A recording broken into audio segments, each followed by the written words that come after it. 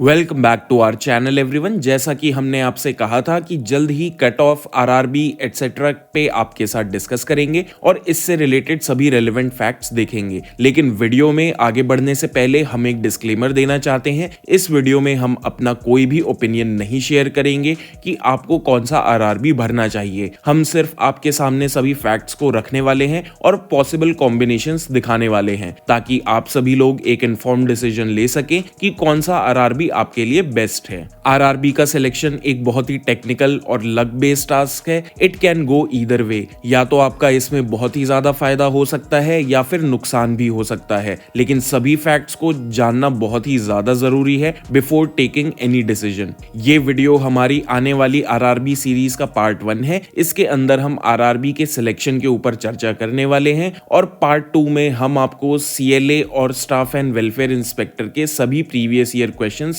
Share करेंगे ताकि आपको अंदाजा लगे कि एक्चुअल पेपर कैसा आता है और आपको तैयारी कैसे करनी चाहिए इस एग्जाम की। तो उस वीडियो को जरूर देखिएगा जो कि जल्द ही इसी चैनल पे अपलोड कर दिया जाएगा। साथ ही साथ आप हमारे ऐप और वेबसाइट पे जाके बिल्कुल फ्री में इन प्रीवियस ईयर पेपर्स को एक्चुअल एग्जाम एक्सपीरियंस के साथ सॉल्व कर पाएंगे। तो please wait for a few days more. हमारा ये वीडियो 5 पार्ट्स में होगा। पार्ट 1 में हम आपको चीफ लॉ असिस्टेंट और स्टाफ एंड वेलफेयर इंस्पेक्टर की previous year cut offs with seats बताने वाले हैं। पीपी की सीट्स बहुत साल के बाद आई हैं तो उसके ऊपर कोई भी एक्यूरेट डेटा अवेलेबल नहीं है, इसलिए हम कोई भी अनवेरिफाइबल इंफॉर्मेशन शेयर नहीं करेंगे आपके साथ। पार्ट 2 में हम उन कैंडिडेट्स के बारे में बात करेंगे जो कि तीनों लॉ पोस्ट्स के लिए एलिजिबल हैं, यानी कि public prosecutor, chief law assistant and staff and welfare inspector. Part 3 में हम उन कैंडिडेट्स के बारे में बात करेंगे जो कि सिर्फ सीएलए और स्टाफ एंड वेलफेयर इंस्पेक्टर में एलिजिबल हैं। पार्ट 4 में हम उन कैंडिडेट्स के बारे में बात करेंगे जो सिर्फ स्टाफ एंड वेलफेयर इंस्पेक्टर में एलिजिबल हैं। पार्ट 5 में हम ये डिस्कस करेंगे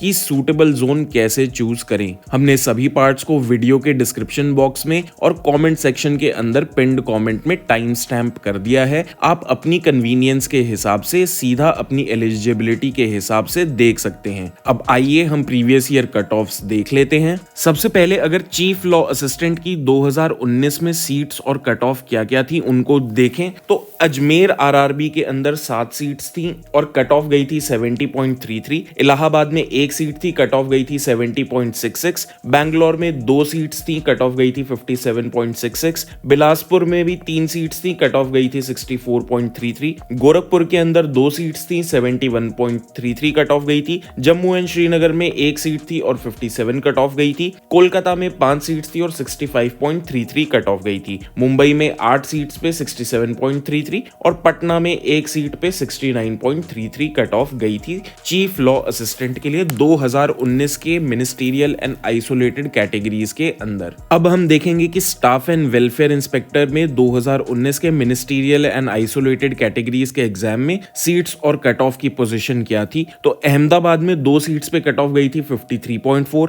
अजमेर में 2 सीट्स पे 52.38, इलाहाबाद में 5 सीट पे 61.56, बैंगलोर में 2 सीट्स पे 52.7, भोपाल में 4 सीट पे 61.9, भुवनेश्वर में 3 सीट पे 69.04, चंडीगढ़ में 3 सीट पे 56.12, चेन्नई के अंदर 2 सीट पे 61.9, गोरखपुर के अंदर 2 सीट पे 58.5, गुवाहाटी में 2 सीट पे 53.4, जम्मू के अंदर 1 सीट पे 46.25, कोलकाता में 7 सीट पे 63.9, मालदा के अंदर 3 सीट पे 60.54, मुंबई में 11 सीट पे 59.86, पटना में 2 सीट पे 64.62, रांची में 1 सीट पे 53.06 और सिकंदराबाद में 5 सीट पे 60.02। सबसे पहले हम आपको ये बताना चाहते हैं कि ये जो कट ऑफ्स हमने चीफ लॉ असिस्टेंट और स्टाफ एंड वेलफेयर इंस्पेक्टर की जो हमने बताई हैं, ये डॉक्यूमेंट वेरिफिकेशन की कट ऑफ्स हैं। फाइनल सिलेक्शन की कट ऑफ इससे हाई ही रहती है।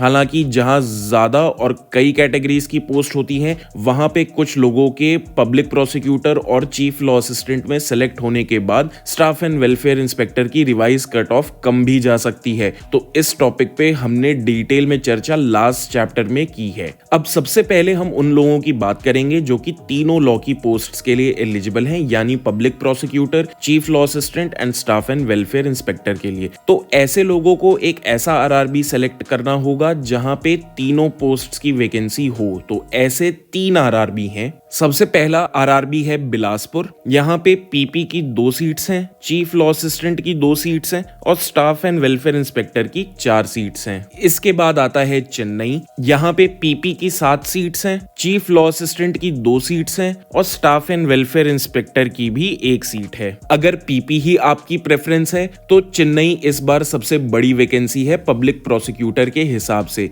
यहाँ पे हम आपको एक और इंटरेस्टिंग बात बताना चाहेंगे, एससी कैटेगरी के लिए भी चेन्नई आरआरबी सबसे बड़ी वैकेंसी है, क्योंकि यहाँ पे एससी कैटेगरी के लिए पीपी की 2 सीट्स हैं, चीफ लॉ असिस्टेंट की 1 सीट है और स्टाफ एंड वेलफेयर इंस्पेक्टर की भी 1 सीट है। तो टोटल 4 सीट्स हैं एससी कैटेगरी के लिए और ये सबसे बड़ी वैकेंसी है एससी कैटेगरी के लिए। तीसरा आरआरबी इस कैटेगरी के अंदर है मुंबई। यहाँ पे पब्लिक प्रोसिक्यूटर की 3 सीट्स हैं, चीफ लॉ असिस्टेंट की 11 सीट्स हैं और स्टाफ एंड वेलफेयर इंस्पेक्टर की भी 2 सीट्स हैं। टोटल 16 सीट्स हैं मुंबई आरआरबी के अंदर और इन 16 सीट्स के साथ मुंबई में इस बार सबसे ज्यादा वैकेंसी है और ये वैकेंसी वाइज सबसे बड़ा आरआरबी है। मुंबई आरआरबी में एससी और ओबीसी कैटेगरी के लिए भी मल्टीपल सीट्स अवेलेबल हैं। अब यहाँ पे मुंबई से रिलेटेड हम एक बात बताना चाहते हैं, अगर आप तीनों में एलिजिबल हैं यानी कि पीपी, सीएलए और स्टाफ एंड वेलफेयर इंस्पेक्टर, और आपके लिए ये मायने नहीं रखता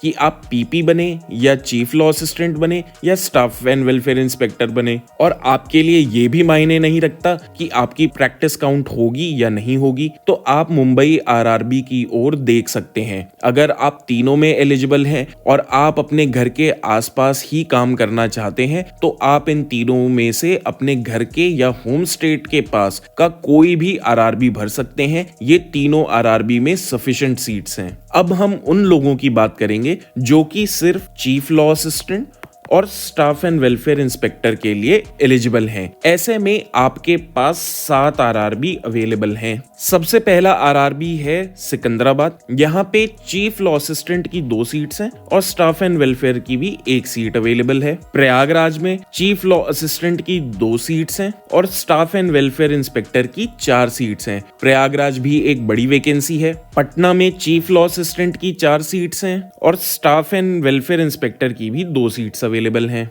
ये भी एक बड़ी वैकेंसी है।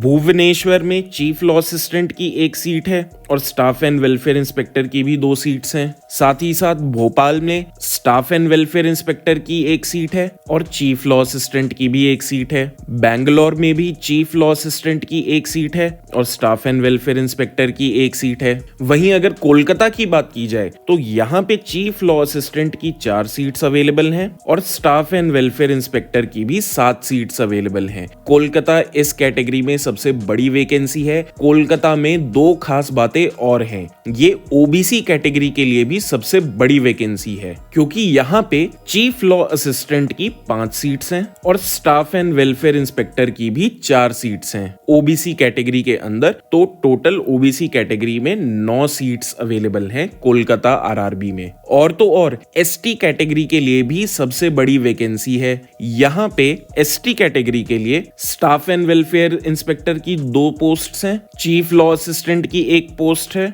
और पब्लिक प्रोसिक्यूटर की भी 1 पोस्ट अवेलेबल है। तो आप कोलकाता की तरफ भी देख सकते हैं। अब हम उन लोगों की बात करेंगे जो सिर्फ स्टाफ एंड वेलफेयर इंस्पेक्टर में एलिजिबल हैं। उनके पास भी कई ऑप्शंस हैं। अहमदाबाद में 2 सीट्स अवेलेबल हैं स्टाफ एंड वेलफेयर इंस्पेक्टर के लिए। भुवनेश्वर में भी 2 सीट्स अवेलेबल हैं। बिलासपुर में 4 सीट्स अवेलेबल हैं। गोरखपुर में 3 सीट्स अवेलेबल हैं। गुवाहाटी में 5 सीट्स अवेलेबल हैं। कोलकाता में 7 सीट्स अवेलेबल हैं। मुंबई में 2 सीट्स अवेलेबल हैं। पटना में भी 2 सीट्स अवेलेबल हैं और प्रयागराज में भी 4 सीट्स अवेलेबल हैं। तो आप इन सभी में से चयन कर सकते हैं। सबसे ज्यादा सीट्स कोलकाता, गुवाहाटी, प्रयागराज, बिलासपुर में हैं। तो आप अपनी प्रेफरेंस के हिसाब से इनमें से कोई भी ऑप्शन सिलेक्ट कर सकते हैं। तो जल्द ही मिलते हैं इस वीडियो के नेक्स्ट पार्ट में, जिसमें हम प्रीवियस ईयर पेपर्स और सिलेबस डिस्कस करेंगे। अगर आपको ये वीडियो अच्छा लगा तो वीडियो को लाइक करें, चैनल को सब्सक्राइब करें। अगर पसंद नहीं आया तो मत करिएगा। Thank you for watching. I will see you next time.